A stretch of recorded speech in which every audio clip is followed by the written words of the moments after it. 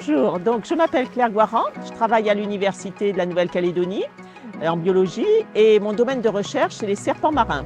Ça fait à peu près une vingtaine d'années que j'étudie les serpents marins, en grande partie avec des collaborations avec des collègues australiens.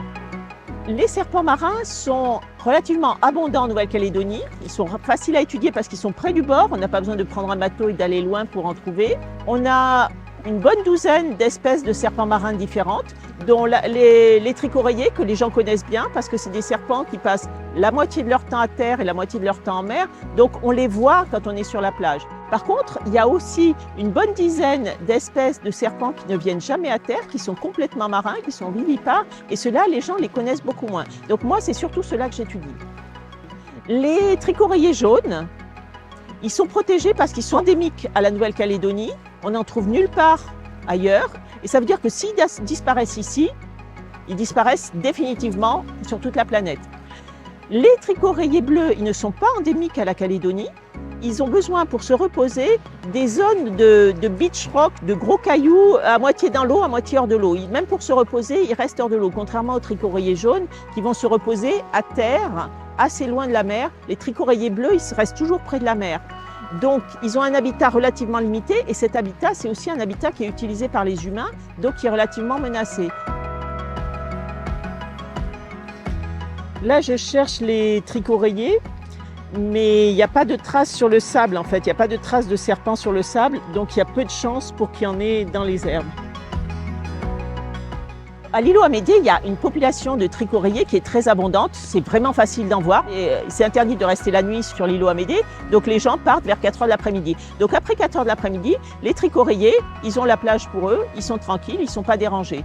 Donc il y a une très bonne cohabitation entre les gens et les trichoréiés sur l'îlot Amédée. Regarde là, il y en a un, tu le vois là, sous la racine. Alors là, je vais essayer d'attraper le trichoréié qui est en train de se reposer tranquillement.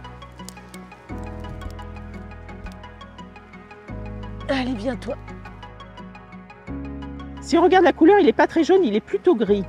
Mais c'est quand même ce qu'on appelle un trichoréié jaune parce que la tête est jaune et si on regarde, les lèvres sont jaunes.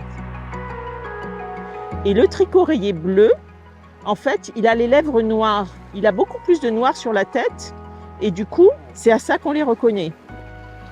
Quand je l'ai attrapé sur la plage, il était en train de digérer, donc il a le ventre bien rempli ici. Et on peut voir aussi que c'est un mâle. À quoi on voit que c'est un mâle? Eh bien, là, la queue, elle est plate. Ça leur sert de pagaie pour avancer dans l'eau. Mais dans la partie inférieure, on voit qu'il y a quelque chose ici, dans la partie inférieure de la queue. C'est les organes copulateurs qui sont rentrés à l'intérieur et qui restent à l'intérieur de la queue et qui vont sortir par l'ouverture qui est ici, le cloaque, au moment de la reproduction. Donc le cloaque sert aussi à faire caca.